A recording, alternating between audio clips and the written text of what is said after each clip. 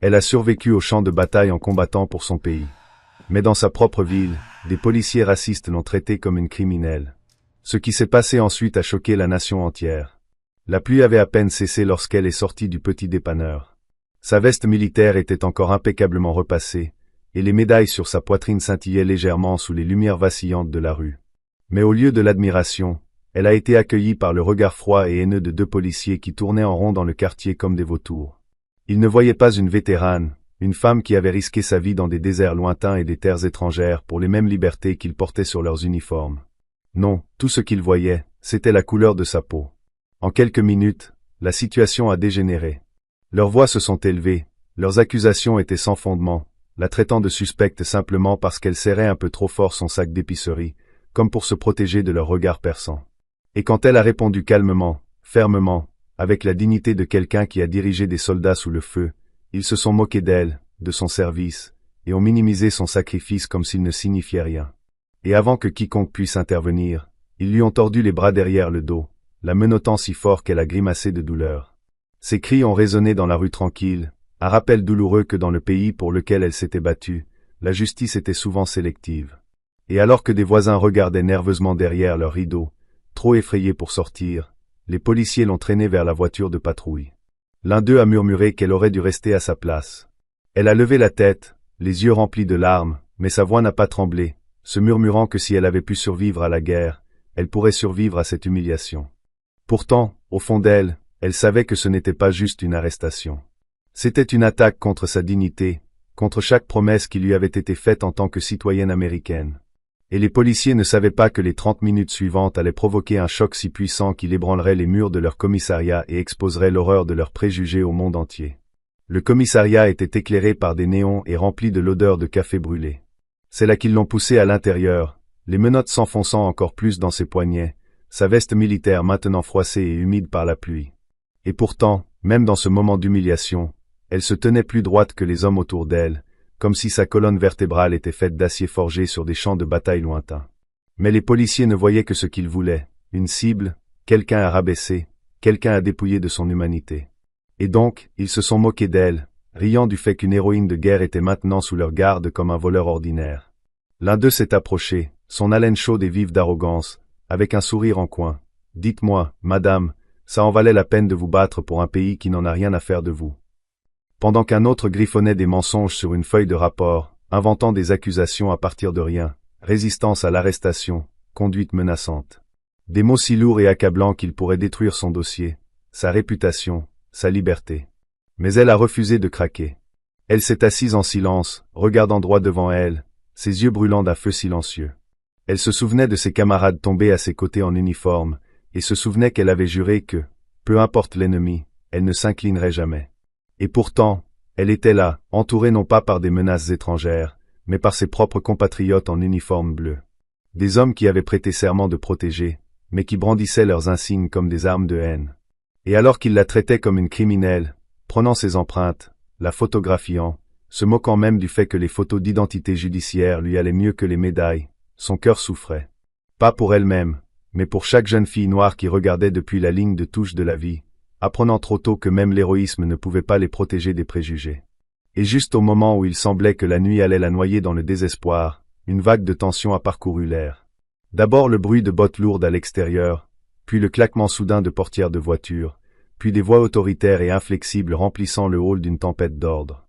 Et en un clin d'œil, le rire des policiers s'est éteint dans leur gorge alors que les portes vitrées s'ouvraient en grand et qu'une équipe d'agents du FBI entrait comme un raz-de-marée de justice. Leur veste était marquée des 3 lettres qui pouvaient faire taire n'importe quelle pièce. Leur présence était si forte et si autoritaire que le commissariat lui-même semblait rapetisser sous leur pouvoir. Et à ce moment-là, chaque mot moqueur, chaque rire froid, chaque fausse accusation écrite contre elle tremblait à la limite de l'exposition. Parce que ces agents n'étaient pas venus pour une simple visite de courtoisie. Ils étaient venus pour un règlement de compte, et la vérité qu'ils portaient allait bouleverser la nuit. La pièce s'est figée alors que les agents du FBI se précipitaient vers l'avant, leurs bottes brillantes tonnant sur le carrelage. Leurs yeux étaient vifs et implacables alors qu'ils scannaient le chaos devant eux.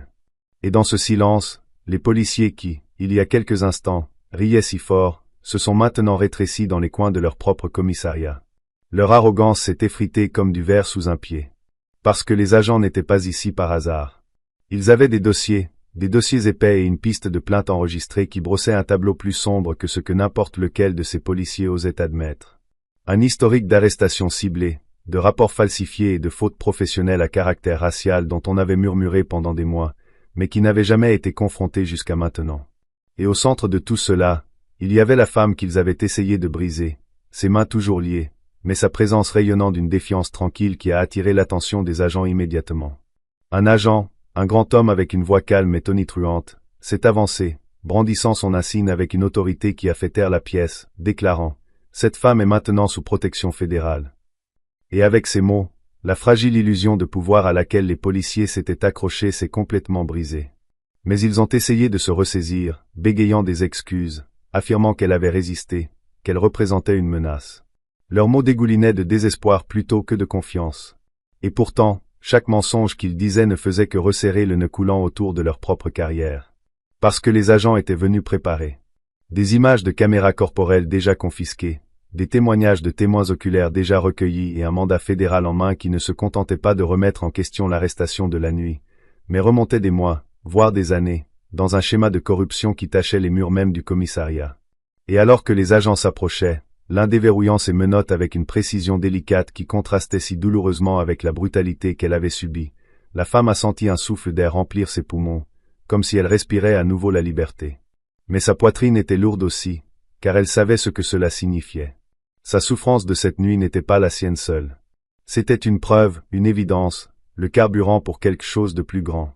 Et pendant que les policiers se tortillaient sous les néons, suants et silencieux, l'agent principal a tourné son regard vers le capitaine, qui avait fait semblant d'ignorer la situation pendant trop longtemps, disant froidement « Vous avez construit cet endroit sur l'intimidation et la peur. Mais ce soir, ça se termine. » Et ces mots ont résonné comme un verdict attendu depuis longtemps. Un verdict qui promettait la justice non seulement pour elle, mais pour tous ceux qui avaient été réduits au silence avant elle.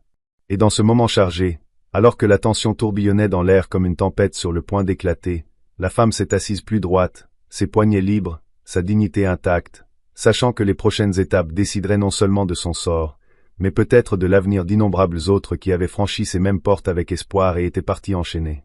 L'air à l'intérieur du commissariat était suffocant. Chaque battement de cœur résonnait comme un tambour alors que les agents du FBI se dispersaient, leur présence démantelant la fausse autorité qui avait régné sur ces murs pendant des années. Et les policiers qui se pavanaient autrefois avec une arrogance incontrôlée, se tenaient maintenant comme des enfants pris dans un mensonge trop lourd à défendre, leurs yeux fuyants, leur voix chancelante. Mais l'agent principal, sa voix stable et froide comme l'acier, a commencé à lire à haute voix du mandat, énumérant des noms, des dates et des affaires qui résonnaient avec la corruption. Des adolescents noirs emprisonnés à tort, des vétérans harcelés et déshonorés. Des mères célibataires arrêtées sur la base d'accusations fabriquées. Et à chaque nom qu'il prononçait, les murs semblaient faire écho aux cris de ceux qui avaient été réduits au silence. Jusqu'à ce que le poids de la vérité soit trop lourd à porter, même pour le capitaine. Sa mâchoire tremblait, son visage était vidé de ses couleurs alors qu'il réalisait que cette nuit ne concernait plus une seule femme, mais tout un système en train d'être traîné dans la lumière. Et elle était là, la vétérane qu'ils avaient essayé de détruire, maintenant l'incarnation vivante de la résilience. Sa présence était un miroir les forçant à faire face à leur laideur. Et lorsque l'agent s'est tourné vers elle, demandant doucement si elle voulait porter plainte, ses yeux se sont remplis de larmes. Non pas de faiblesse, mais de force, car elle comprenait la gravité de ce moment. L'opportunité de s'assurer qu'aucune autre femme noire, aucun autre vétéran, aucune autre âme innocente n'aurait à endurer ce qu'elle avait enduré. Et d'une voix ferme, bien que son cœur s'emballe, elle a répondu « Oui, pour chacun d'eux ». Et ces mots ont frappé la pièce comme un coup de tonnerre, effaçant la dernière trace de bravade des visages des policiers. Certains ont baissé la tête de honte tandis que d'autres regardaient fixement alors que les menottes, cet acier doré et impitoyable, se refermaient sur leurs poignets. Le même acier qu'ils avaient utilisé contre d'autres. Et alors qu'ils étaient mis en rang, leurs insignes retirés, leur pouvoir disparu, la vétérane a senti un silence étrange s'installer en elle. Un silence rempli de justice, de chagrin et de triomphe à la fois. Car elle savait que sa bataille n'était pas terminée. Mais cette nuit était la preuve que la vérité pouvait prévaloir. Et alors que les agents emmenaient les policiers déshonorés, le commissariat entier tremblant sous le poids de son jugement, elle est sortie dans l'air frais de la nuit. La pluie s'était enfin dissipée et les étoiles perçaient les nuages. Et la tête haute, elle s'est murmurée à elle-même et aux visages invisibles de toutes les personnes injustement traitées avant elle. Ils ont essayé de me briser, mais à la place, c'est nous qui les avons brisés. Et à ce moment-là, l'histoire n'était plus la sienne seule. Elle appartenait à une nation qui se réveillait. Une nation forcée de se regarder dans le miroir. Et bien que les cicatrices restent, son courage avait tracé un chemin pour d'autres.